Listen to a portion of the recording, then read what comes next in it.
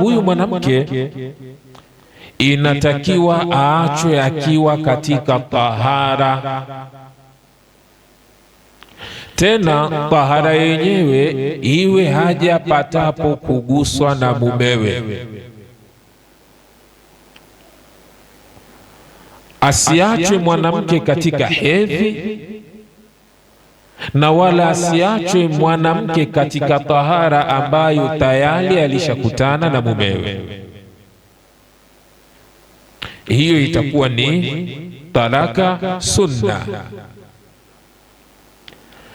Kwa nini inatakiwa ifuate utaratibu huo? Katika taratibu za eda, wale wenye kuachwa, Mwenyezi Mungu Subhanahu wa Ta'ala na waelekeza, walmutallaqatu yatarabbasna bi anfusihinna thalathata quru'. Sasa ule muda wa kuhesabu hiyo quru' yenyewe inahesabiwa ile tahara yake, tahara ambayo hiyo hajakutana na mumewe. Huyu mwanamke huyu kama ataachwa akiwa katika hedhi, tahara ile muda wa hedhi, hatoanza kuhesabu eda yake.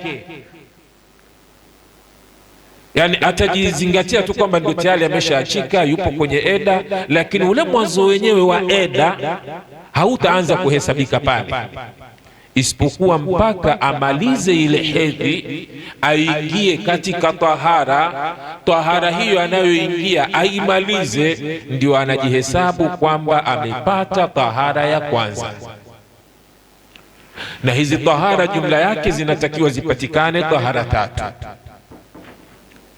Kwa hiyo kama mwanamke aliachwa akiwa ana hedhi, huyu anaongezewa mzigo wa kukaa eda.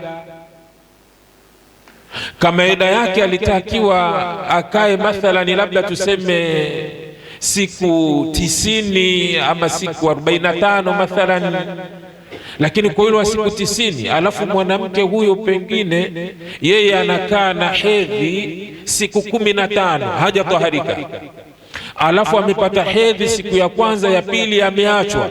Kwa hiyo kuna mzigo hapa wa karibu siku 13 ambazo haziingii katika hesabu.